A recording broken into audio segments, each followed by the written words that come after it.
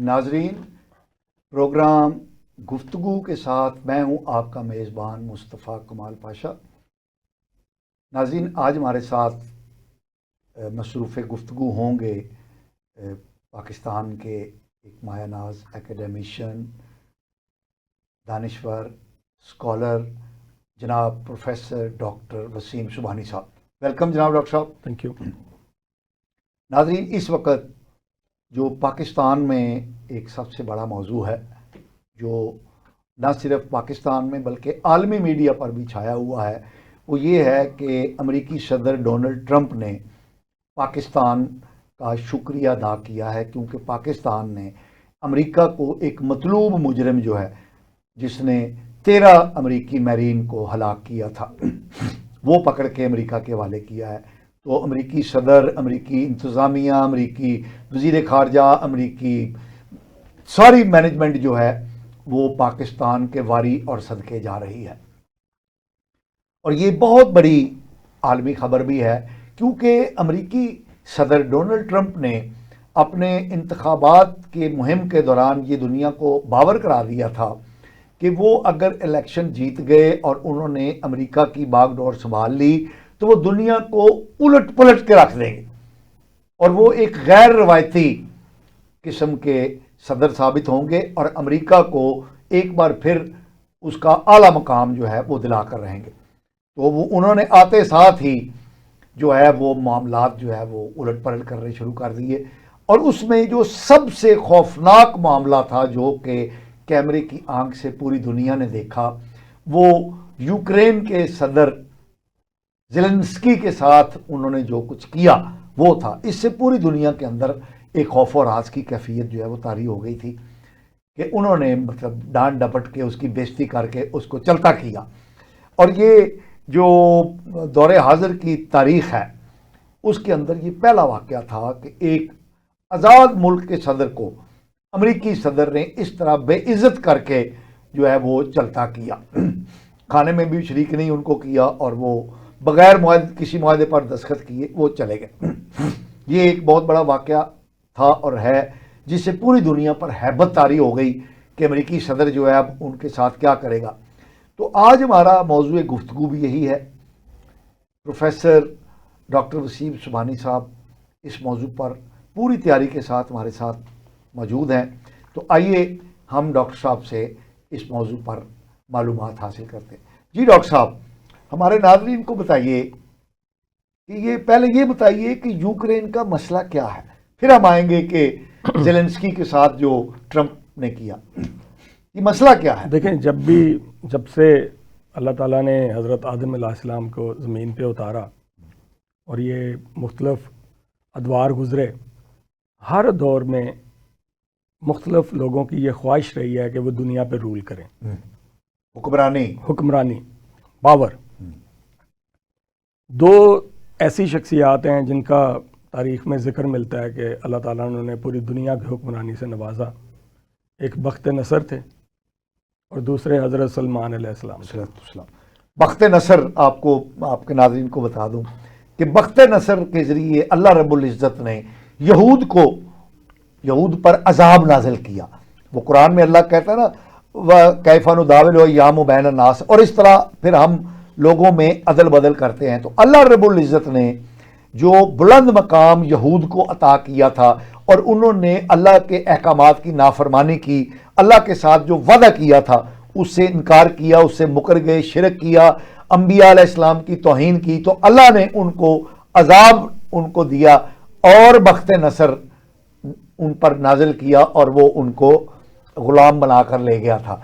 इसी तरह अल्लाह रब्बुल इज़्ज़त ने जो यहूद को अज़मत अता की थी वो हज़रत सुलेमान अलैहिस्सलाम के दौर के अंदर अता की थी कि उस वक़्त हैकल सुलेमानी जो है उनकी रूहानियत का मरकज़ था और हज़रत सुलेमान अलैहिस्सलाम की जो सल्तनत थी उनका हुक्म बहरो बर पर अल्लाह ताला ने कायम किया था।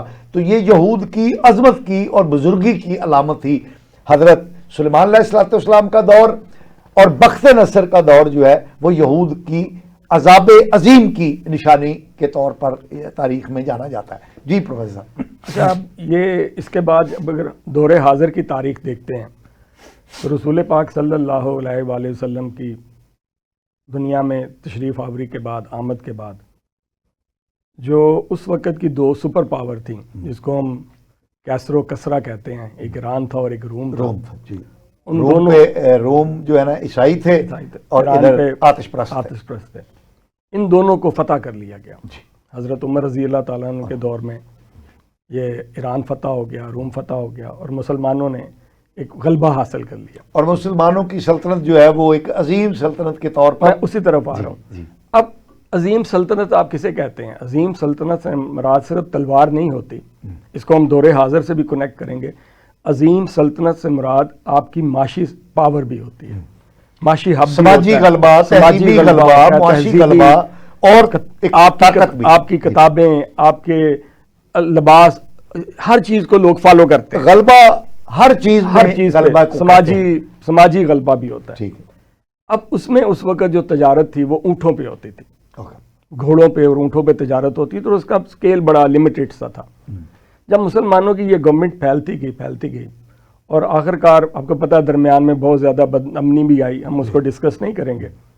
لیکن جب مسلمانوں کی گورنمنٹ سٹیبل ہو گئی اور اسپیشلی جب یہ گورنمنٹ اوٹومن امپائر کے پاس چلی گئی، عثمانیہ سلطنت کہلاتی، اس کے پاس چلی گئی اور انہوں نے ایک عظیم الشان قسم کا بحری بیڑا بنا لیا، قسطنطین کو فتح کر لیا.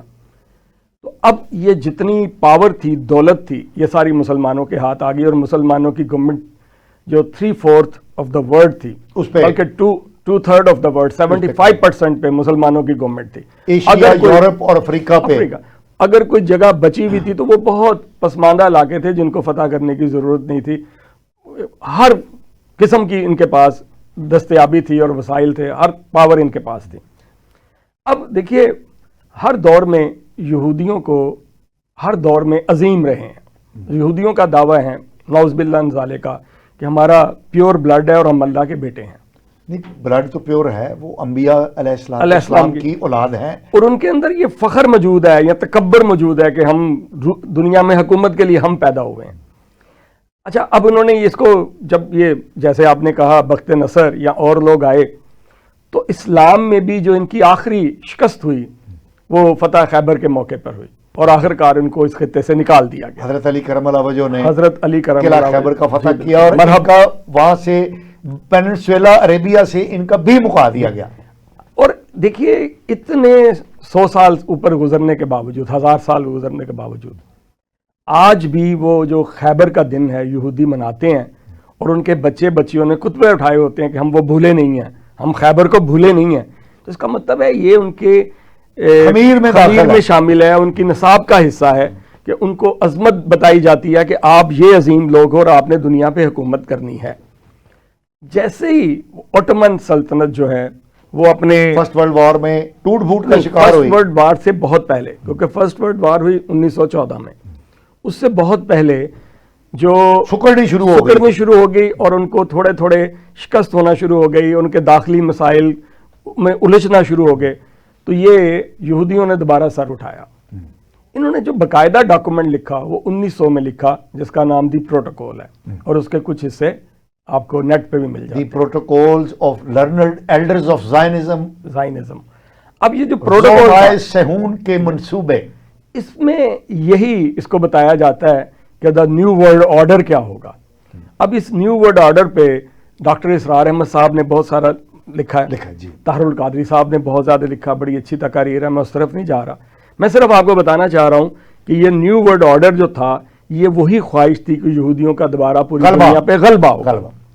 اور غلبے سے مراد صرف جنگ و جدل نہیں ہوتی، غلبے سے مراد ہوتا ہے کہ وہ اکنامک پاور بھی بنیں گے، اکنامک سپر پاور بنیں گے. اب جیسے جیسے یہ اوٹومن سلطنت سکڑ رہی تھی تو اسی وقت دنیا کی پہلی کمپنی بنائی گئی. اچھا، ہمارے ذہن میں آتا ہے کہ دنیا کی جو پہلی کمپنی بنائی گئی وہ East India, British East India company تھی. ایسا نہیں ہے. جو دنیا کی پہلی باقاعدہ کمپنی بنائی گئی وہ ڈچ ایسٹ انڈیا کمپنی تھی. Dutch East India company. اور یہ یہودیوں نے بنائی تھی؟ نہیں، یہ ہالینڈ والوں نے بنائی تھی. ہالینڈ کی ملکہ اس کی جو سربراہ تھی اور وہاں کے جو عمرہ تھے وہ اس کے شیئر ہولڈر تھے. اور اس کا مقصد بھی، میں تھوڑا اس کو شارٹ کر گیا ہوں، اس کا مقصد بھی ٹریڈ کے ذریعے اپنی عظمت کو اجاگر کرنا یا ٹریڈ کے ذریعے دنیا میں حکومت کرنا تھا. اور یہ ہندوستان میں برٹش ایسٹ انڈیا کمپنی سے پہلے ڈچ ایسٹ انڈیا کمپنی آئی تھی. اچھا، ڈچ ایسٹ انڈیا کمپنی تقریباً کوئی 80-90 سال انہوں نے گورنمنٹ کی، یعنی بنائی، اور پھر یہ ڈیزالو ہوگی. اس کے پیرلل چلی ایسٹ انڈیا کمپنی. اچھا، ان دونوں کے ڈیٹس کے بارے میں بعض کہتے ہیں جی ایسٹ انڈیا کمپنی 1600 میں بنی اور ڈچ ایسٹ انڈیا کمپنی 1604 میں بنی. بہرحال یہ فرسٹ ملٹی نیشنل کارپوریشن تھے، ملٹی نیشنل کارپوریشن کی ابتدائی فارم تھی. اب جب Dutch East India company dissolve ہوتی ہے تو وہ جو سارا پاور کا منبع تھا، وہ جو سیلر تھے، وہ جو جہاز ران تھے، وہ جو سپاہی تھے، وہ لڑنے والے جو تاجر، وہ اس میں شامل ہو گئے ایسٹ انڈیا کمپنی. اب انہوں نے کیا کیا کہ پوری دنیا میں ٹریڈ کرتے تھے اور وہاں سے پیسہ اکٹھا کر کے انہوں نے ایک برٹش امپائر کی بنیاد رکھی. اور پھر ایک وقت آیا جیسے ہم کہتے ہیں کہ برطانیہ کا سورج پوری دنیا میں غروب نہیں ہوتا تھا، تو یہ پوری دنیا میں برطانیہ کا دور دورہ تھا. اور وہی وقت تھا جہاں ترکوں کو زوال تھا اور یہ برٹش امپائر کا عروج تھا. اب یہ جو برٹش امپائر کا عروج تھا، برطانیہ میں بیٹھے ہوئے کون تھے؟ بیسیکلی یہودی تھے.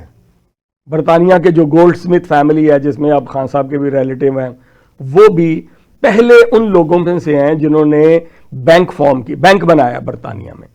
اور وہ گولڈ سمتھ فیملی اس لیے کہ وہ سب سے پہلے جو سونے کا یا کانسیپٹ دیا یا کرنسی کا کانسیپٹ دیا یا بینک کا کانسیپٹ دیا، وہ انہوں نے دیا تھا. روتھشائلڈ، بنیادی طور پہ یہ روتھشائلڈ فیملی تھی. ہاں جی، انہوں نے کانسیپٹ دیا کہ آپ جب ٹریول کرتے ہو اور آپ کے پیسے آپ کے ساتھ جاتے ہیں، وہاں پہ حملہ ہو جاتا ہے، تو آپ یہ پیسے، یہ سونے کے سکے ہمیں دے دیجئے اور واپسی پہ یہ سکے واپس لے لیجئے، ہم اس میں سے تھوڑے سے پیسے کاٹیں گے.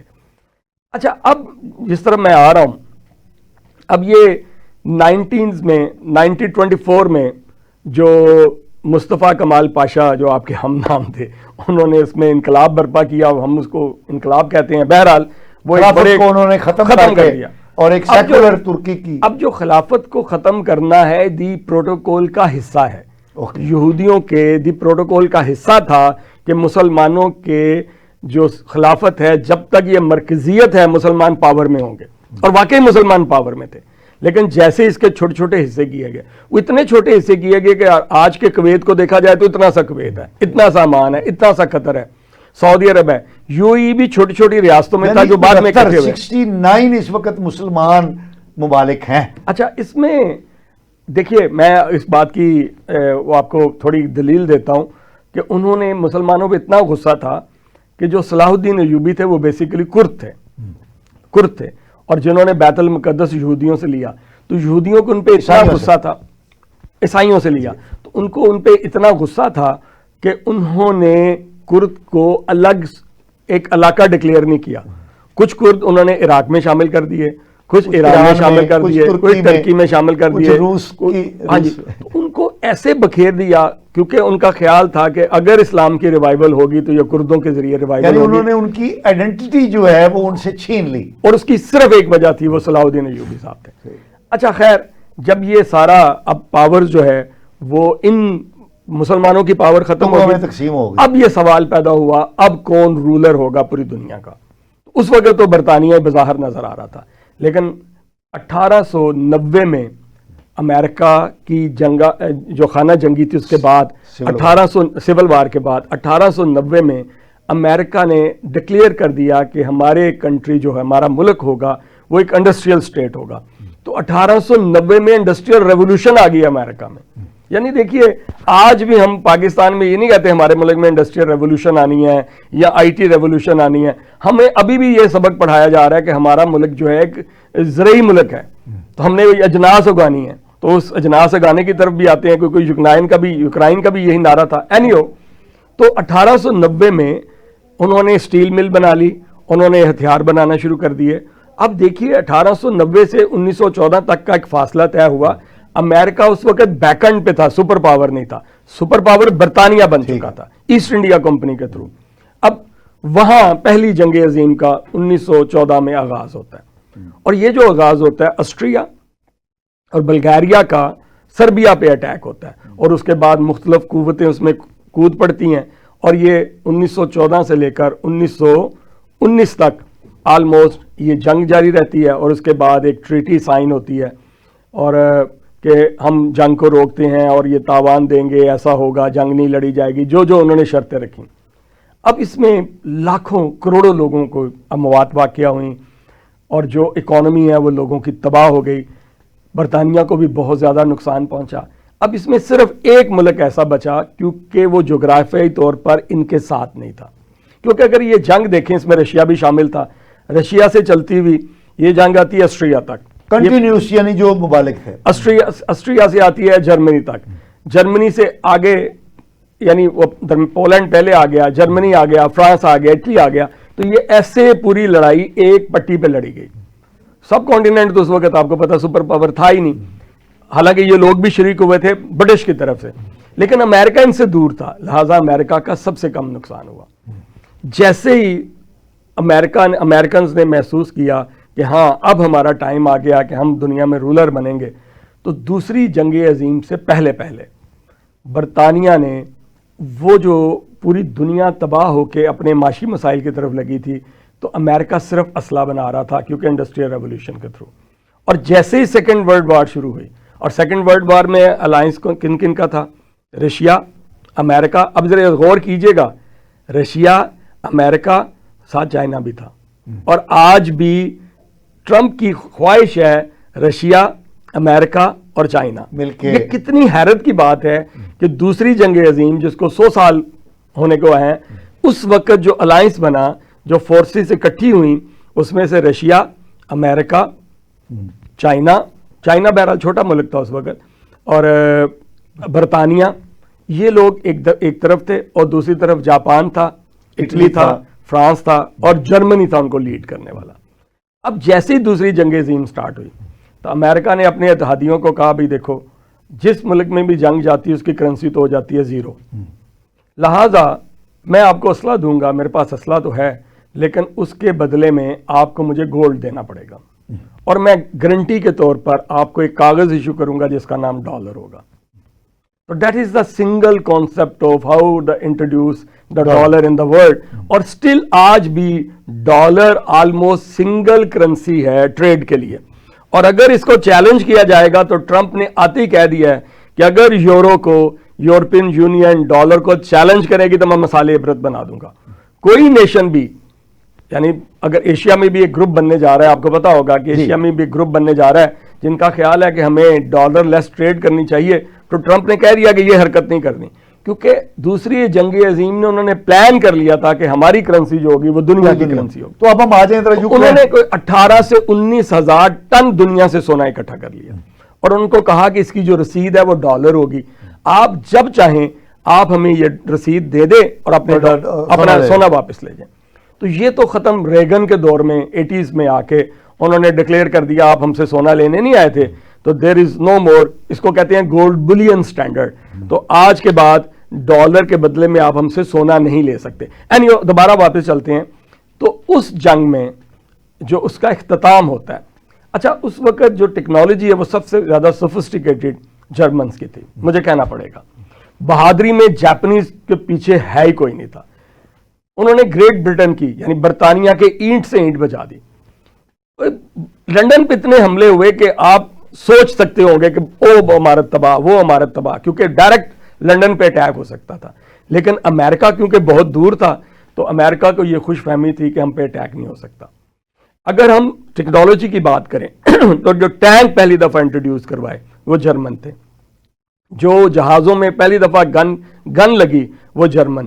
BMW German, Mercedes German. تو جرمن ٹیکنالوجی کے حساب سے بہت آگے تھا.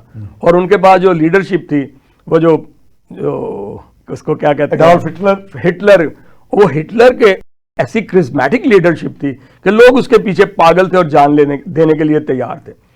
لہٰذا اب امریکہ بچا تو ہوا تھا، لیکن آپ کو وہ بھی پتا ہے کہ وہ آئنسٹائن کیسے وہاں سے بھاگا اور کیسے امریکہ نے اسے لے کے چلے گئے، اور پھر اس نے ایٹم بم بنایا. بیسیکلی ایٹم بم وہ آلریڈی جرمن کے علاقے میں بہت اس کا جو ابتدائی ہے وہ بنا چکا تھا. وہ سارے راز لے کے، وہ سارا کچھ لے کے امریکہ نے پھر وہ ایٹم بم بنا کے اور اپنی سپرمیسی قائم کر دی. ہمیں ایک شارٹ بریک پر جانے کو کہا جا رہا ہے. ناظرین، ہماری یہ پروفیسر صاحب کے ساتھ گفتگو جاری رہے گی. ہم ایک شارٹ بریک پر جا رہے ہیں، ہمارے ساتھ رہیے. ناظرین ویلکم بیک. ناظرین ہمارے ساتھ شریک گفتگو ہیں پروفیسر ڈاکٹر وسیم سبحانی صاحب, اور وہ ہمیں پیش منظر بتا رہے تھے, پس منظر بتا رہے تھے کہ یوکرین کا جو ایشو ہے اس کا بیک گراؤنڈ کیا ہے. جی پروفیسر صاحب. جی سر, ہم بات کر رہے تھے کہ ایٹم بم جو ہے وہ جرمن کے انہوں نے چلانا نہیں تھا ابھی, لیکن ہوا یہ کہ پرل ہاربر والا واقعہ ہو گیا, امریکہ پہ اٹیک ہو گیا, کیونکہ ان کے پاس جو جہاز تھے وہ پہنچ تو سکتے تھے, واپس نہیں آ سکتے تھے. تو جیپنیز نے یہ فیصلہ کیا ہمارے جہاز جائیں گے تو صحیح, واپس نہیں آئیں گے. تو انہوں نے سوسائڈ اٹیک کیا اور امریکہ کی اینٹ سے اینٹ بجا 2,500 امریکن سیلر اس ایک حملے میں اڑ گئے. اور وہ امریکہ آج بھی اس پہ امریکہ خود فلمیں بناتا ہے, لیکن وہ اتنی خوفناک ہیں کہ امریکہ ڈر گیا, اور اس کے بعد امریکہ نے یہ جنگ میں کود گیا, شامل ہونے کا فیصلہ کیا. پہلے بھی کودا ہوا تھا, لیکن انہوں نے ایٹم بم چلانے کا فیصلہ کیا. تو جاپان کے 2 شہروں پہ ایٹم بم گرائے گئے, اور 1945 میں اس طرح جنگ خاتمہ ہو گیا. جاپنیز کیپچر ہو گئے, جرمن کیپچر ہو گئے, کیونکہ ہٹلر امریکہ سپر پاور کے طور پر, مسولینی فارغ ہو گیا, اس پہ قبضہ ہو گیا, اور امریکہ جو ہے وہ ایک سپر پاور بن گیا کیونکہ اس نے یونائٹڈ نیشن اپنے ملک میں بنا لی. اب وہ تصفیہ کی طرف آ گیا کہ آپ بھی بیٹھ جاؤ, ہم مل کے اس کا تصفیہ کریں گے اور ہم پوری دنیا کو دوبارہ بنائیں گے. اب یہ فکرہ یاد رکھیے گا, کیونکہ آج بھی امریکہ جہاں جاتا ہے, وہ افغانستان ہو, وہ ویتنام ہو, وہ جس ملک میں بھی جنگ کرنے جائے گا تو ایک وہ ڈائلاگ ضرور بولے گا, ہم اس کو دوبارہ بنائیں گے. وہ غزہ کا بھی کہہ رہا میں اس کو دوبارہ بنواؤں گا, خوبصورت بناؤں گا. ہاں جی, تو اس نے کہا جی ہم دنیا کو دوبارہ بنائیں گے. اب دنیا کیونکہ اپنے زخم چاٹ رہی تھی, لوگوں کی اکانومیز ختم ہو چکی تھی, تو اب وہ ایک سپر پاور بن گیا ان اناؤنسڈ. لیکن اس کے ساتھ رشیا بھی تھا اور ممالک بھی تھے. سر ذرا ہم اب اس کے بعد 1945 کے بعد اب رشیا اور امریکہ کا دو متحارب گروپ بن گئے. اب اصل یہاں سے جنگ شروع ہوتی ہے جو یوکرائن کا حصہ ہے. اب یہاں سے 2 پاورز بن گئیں, ایک کو ہم کہتے ہیں کیپٹلسٹ اکانومی اور ایک کو کہتے ہیں ہم سوشلسٹ اکانومی, وارسا پیکٹ اور نیٹو فور. اچھا, اب جو سوشلسٹ اکانومی تھی یہ رشیا سے شروع ہوئی, چائنا بھی اس کے انڈر آ گیا, نارتھ کوریا اس کے انڈر آ گیا, پولینڈ, ہنگری, یہ یوکرائن, یہ یوگوسلاویا, چیکوسلواکیا, یہ سارے اسی کا حصہ تھے. اور آگے جا کے آسٹریا سے آن ورڈ جو تھے, اور ایسٹ یعنی ایسٹ جرمنی تک یہ ان کا انفلوئنس تھا, اور آگے جو تھے وہ کیپٹلسٹ اکانومی آ گئی. اب یہاں جو کولڈ وار سٹارٹ ہوئی, اب ہوا یہاں سے میں تھوڑا سا ڈیورٹ کروں گا. امریکنز نے جب پوری دنیا کو اپنا محکوم بنانے کا سوچا کہ ہم ایک عظیم نیشن بنیں گے, تو وہاں جب الیکشن ہوئے تو انہوں نے جب بھی الیکشن ہوئے اس کو 3 حصوں میں ہم تقسیم کر لیتے ہیں. پہلا حصہ جب انہوں نے سوویت یونین سے لوگوں کو ڈرا کے, یا آپ اس کو کہ سوشلزم سے لوگوں کو ڈرا کے ووٹ لیے, عوام سے ٹیکس لیے اور نئی ٹیکنالوجی انٹروڈیوس کروائی. اب انہوں نے سوویت یونین کا کہا کہ سوویت یونین آپ کو کھا جائے گا, یہ سرخ ریچھ ہے, یہ دنیا پہ قبضہ کر لے گا, ان کو اکٹھا کر لیا. اس کے بعد سوویت یونین الٹیمیٹلی 1991 میں سوویت یونین ڈیزالو ہو گیا. میں شارٹ کرتا ہوں, افغانستان میں اس کو جیسے بھی لایا گیا, پھر اس کو انوالو کیا گیا, طالبان, وہ بالکل اب ایک نئی رجیم آ گئی. اب اس کے بعد جو جنگ لڑنے والے تھے تو اب وہ یہ نہیں کہہ سکتے تھے کہ سوویت یونین ہم کو کھا جائے گا, یا سوویت یونین آ جائے گا, یا وہ گرم پانیوں تک پہنچ جائے گا. اب ان کو ایک نیا اینیمی چاہیے تھا, تو وہ پوری دنیا کے مسلمانوں کو دشمن نہیں بنانا چاہ رہے تھے, تو انہوں نے بڑی سمارٹلی القاعدہ کو اپنا دشمن بنا لیا. تو 1991 سے 2001 تک انہوں نے جو ووٹ لیے وہ طالبان کے نام پہ ووٹ لیے. اب اس کے بعد طالبان کے القاعدہ کے, تو القاعدہ کے قبضے کے بعد آخرکار امریکہ نے ان سے 9/11 کے بعد دوبارہ وہاں سے قبضہ چھڑوایا, اور وہ امریکہ وہاں آ کے بیٹھ گیا. لیکن وہ القاعدہ کا راگ الاپتے رہے, کیونکہ جو اسامہ بن لادن ہے اس کی تو اسیسینیشن ہو گئی تھی, لیکن جو الظواہری تھا وہ زندہ تھا. آپ کو پتا ہے کہ وہ جب دوسری دفعہ طالبان گورنمنٹ آئی ہے تب اس کو ٹارگیٹ کیا گیا. تو اس کو جان بوجھ کے زندہ رکھا, یا کیوں زندہ رکھا, تو یہ اس لیے کہ وہ دنیا کو دکھا سکیں کہ بھئی ہمیں دشمن موجود ہے. اب جب دوسری دفعہ یہ امریکنز بڑے بے عزت ہو کے, اب وہ کہہ رہا ہے نا 2021 میں 17 اگست 2021 ٹرمپ کہہ رہا ہے کہ یہ بائیڈن کی غلط حکمت عملی سی جس میں اس کو عبرتناک شکست ہوئی، شرمناک، اس نے خود الفاظ یوز کیے ہیں ٹرمپ نے کہ وہاں سے ان کا انخلا ہوا، ایسا نہیں ہونا چاہیے تھا. سر اب جیسے ہی وہاں یوکرین پہ آ جائیں، یہ جیسے ان کا انخلا ہوتا ہے، اب جو امریکہ کے صدر ٹرمپ نے موجودہ جو آپ شرطوں کی طرف آ رہے ہیں، وہ جو اس نے الیکشن کی لڑی ہے جنگ، اس میں نہ تو وہ تھا سوویت یونین اور نہ القاعدہ تھا. اب ان کو نظر آ گیا تھا کہ ہم نے دنیا میں جو اندھا دھن قسم کی اپنی فوجی طاقت کا دھاگ بٹھائی ہوئی ہے، اصل جنگ اکنامک پاور بننے کی تھی اور اس میں امریکہ پیچھے رہ گیا، اور اس میں ایک نئی اکنامک پاور آ چکی تھی، وہ چائنا. اور ساتھ ساتھ رشیا بھی اپنے آپ کو ریکنسولیڈیٹ کر کے، سائز شارٹ ہونے کے باوجود رشیا بھی اتنا بڑا ہے کہ وہ پوری دنیا کے بڑے ممالک میں سے ایک ملک ہے. اب امریکہ کو یہ سمجھ آ گئی کہ اب اگر ہم نے اکٹھے نہ ہوئے، اپنے انٹرنل مسائل پہ توجہ نہ دی، تو الٹیمیٹلی ہم کلیپس کر جائیں گے. لہٰذا انہوں نے سب سے پہلے کہا کہ اب جو جنگ ہوگی، اب جو ہوگا وہ اکنامک وار ہوگی. ہم اس کو کینیڈا پہ ٹیرف لگائیں گے، ہم انڈیا پہ ٹیرف لگائیں گے، ہم یورپین یونین کو فٹ کریں گے، ہم رشیا کے ساتھ تعلقات ٹھیک کریں گے، ہم چائنا کے ٹیرف لگائیں گے لیکن تعلقات بھی ٹھیک کریں گے. اور ساتھ ہی یہ یوکرائن کا مسئلہ بھی تھا. اب یوکرائن کا مسئلہ یہ ہے کہ یوکرائن، پولینڈ اور بیلاروس، یہ تین ایسی ریاستیں ہیں جو رشیا سے الگ ہوئیں، اور اس کا جو زمین کا حجم نہیں، اس کا جو جغرافیائی اس کی پریزنس ہے، وہاں سب سے زیادہ سوائل جو ہے وہ بڑی فرٹائل ہے. وہاں آپ اپنی کراپس بھی گرو کر سکتے ہیں، اناج پیدا کر سکتے ہیں. دنیا کے جو 10 بڑے ممالک کا اناج پیدا کرنے والے بلکہ فرسٹ 3 تھے، اس میں ایک یوکرائن بھی تھا. اس کے بعد اب یہ رشیا نے اس کو آزادی تو دے دی اپنی مجبوری کی بنیاد پر، لیکن رشیا اپنا انفلوئنس یہاں تک لانا چاہ رہا تھا. لیکن یہاں میں آپ کو ایک چھوٹی سی اور بات بتاؤں، جہاں جو جنگ کی اصل وجہ بنی. امریکہ افغانستان میں 2000 سے لے کر 2020 سال تقریباً رہا، 20-21 سال افغانستان میں وہ کیوں بیٹھا رہا؟ ایک بہت بڑا سوال ہے. وہ صرف کیا القاعدہ کو روکنا تھا؟ وہ بعض لوگ کہتے ہیں جی کہ وہ رشیا کو روکنا چاہتا تھا. ایسا نہیں ہے پاکستان. افغانستان میں بھی رچ منرل موجود ہیں.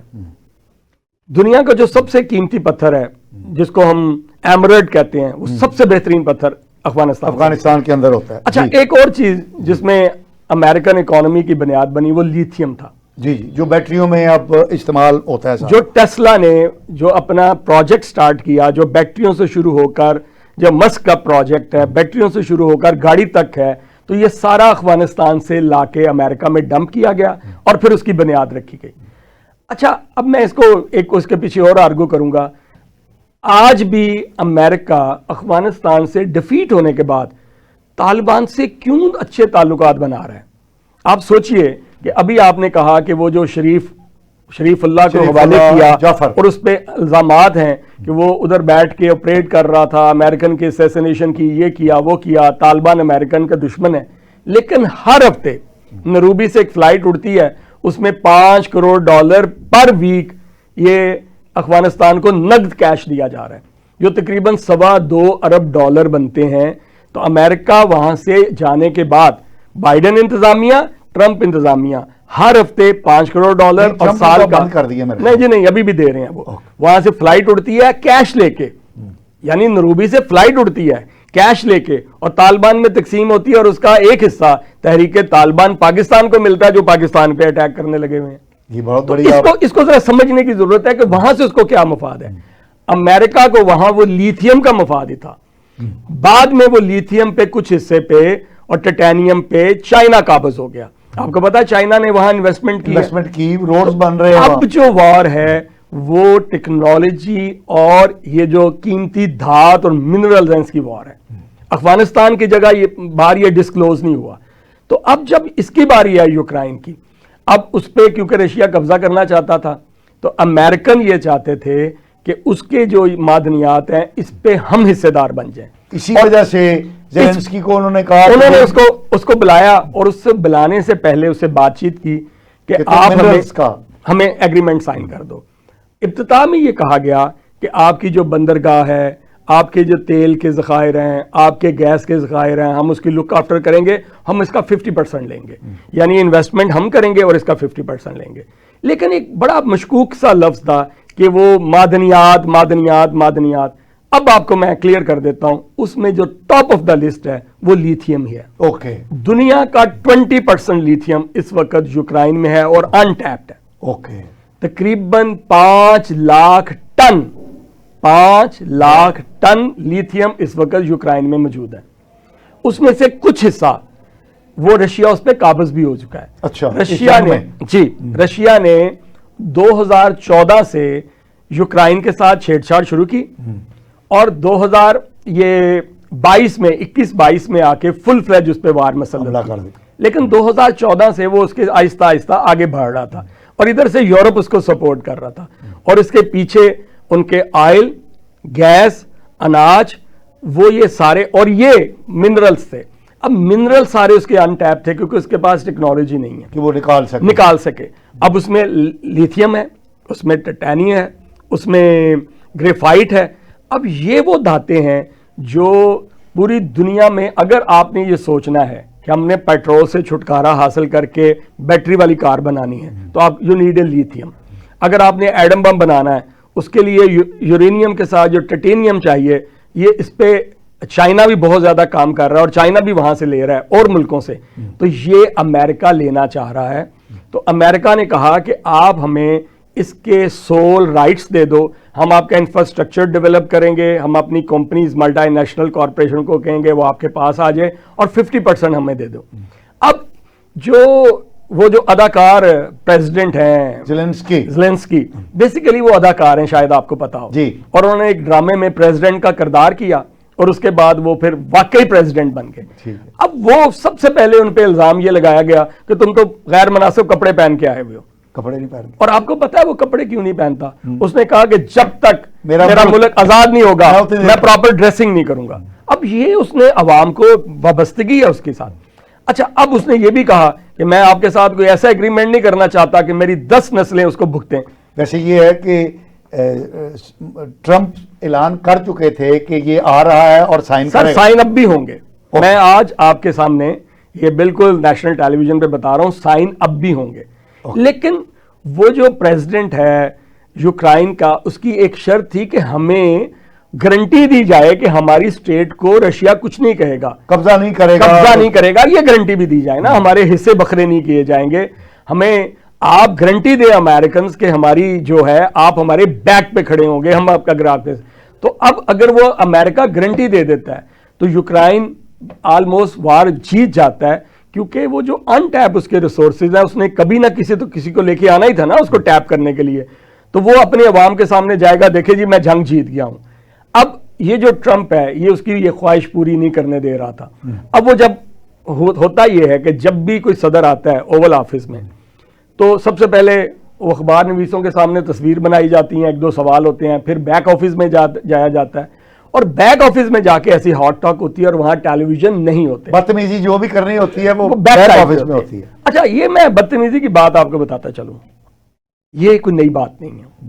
سب سے پہلے بدتمیزی ایوب خان صاحب کے ساتھ ہوئی تھی.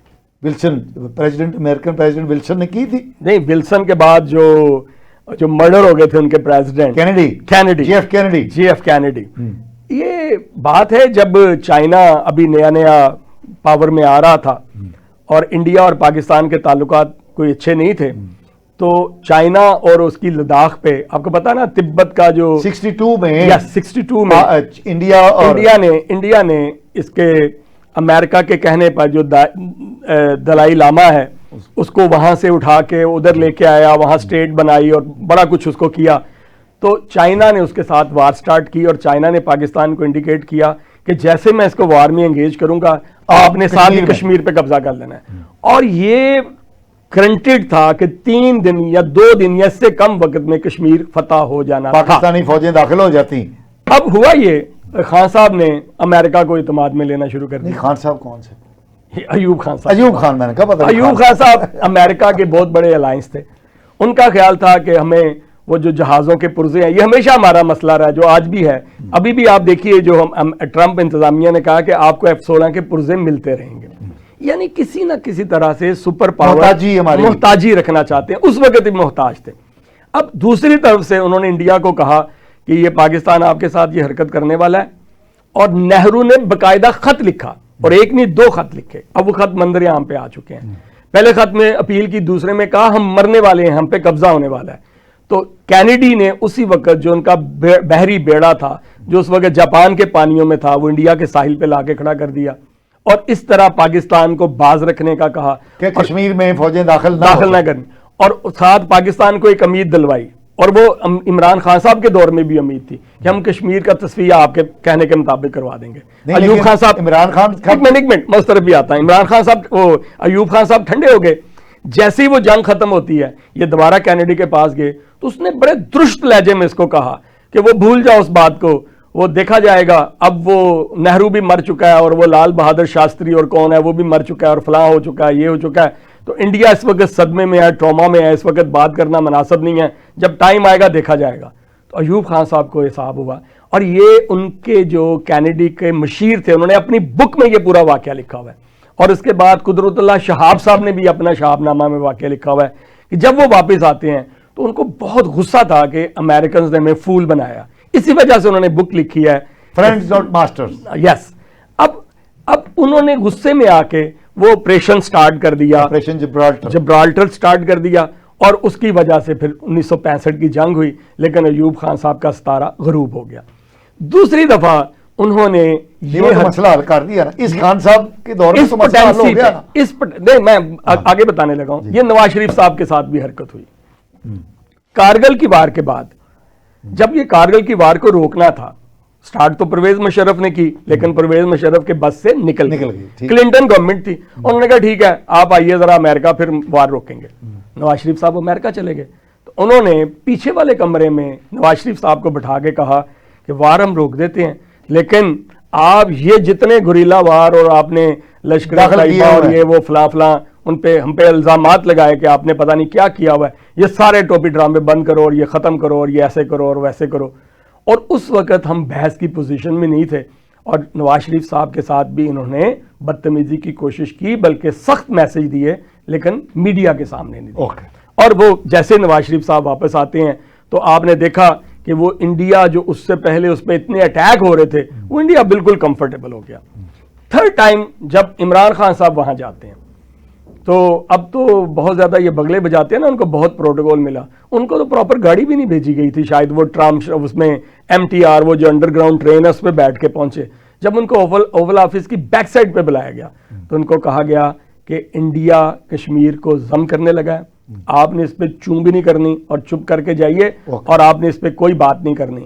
اور آج ڈاکومنٹ سے ثابت ہے کہ خان صاحب کو انہوں نے یہ میسج دے کے بھیجا تھا، اور جب خان صاحب پاکستان واپس آتے ہیں تو آ کے کہتے ہیں جی ہم 5 منٹ کی خاموشی اختیار کریں گے، ہم ترانے بنائیں گے۔ تو یہ اسی پالیسی کا حصہ، اس کا مطلب یہ ہے کہ جو زیلنسکی کے ساتھ سر عام کیا امریکی صدر نے، وہ اکثر نواز شریف کے ساتھ بیک ڈور میں ہوا، وہ عمران خان صاحب کے ساتھ بیک ڈور میں ہوا، اور سب سے پہلے جنرل ایوب صاحب کے ساتھ ہوا، اور وہ جو اس وقت بڑے پاورفل قسم کے وہ صدر پاکستان سمجھے جاتے تھے۔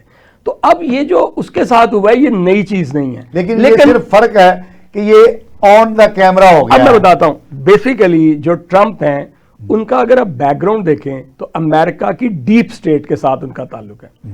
امریکہ کی ڈیپ سٹیٹ سے مراد ان کی CIA FBI یا یہ لوگ نہیں ہیں، وہ جو 100 کارپوریٹ اینٹیز ہیں، وہ جو پوری دنیا کو چلانے والے ہیں، جو میں نے ابھی تھوڑی دیر پہلے میں نے کہا تھا نا میں جہاں سے سٹارٹ کروں گا وہیں سے ختم ہوگا، یہ اسی پروٹوکول کا حصہ ہے۔ وہ جو دنیا کے 100 امیر ترین لوگ ہیں۔ اچھا پاشا صاحب، اس میں بڑی حیرت کی بات ہے، اس میں ایک پاکستانی بھی ہیں، وہ شاہد خان صاحب۔ شاہد خان صاحب، لیکن سنا ہے کہ کسی نے مجھے بتایا کہ وہ خان صاحب بڑے نکر میں بیٹھے ہوتے ہیں، بولتے نہیں ہیں کہ ہمیں جو مفاد ہے وہ ملتا رہے ہمارا بزنس۔ آپ کا بہت بہت شکریہ کہ آپ ہمارے ساتھ آپ نے گفتگو کی۔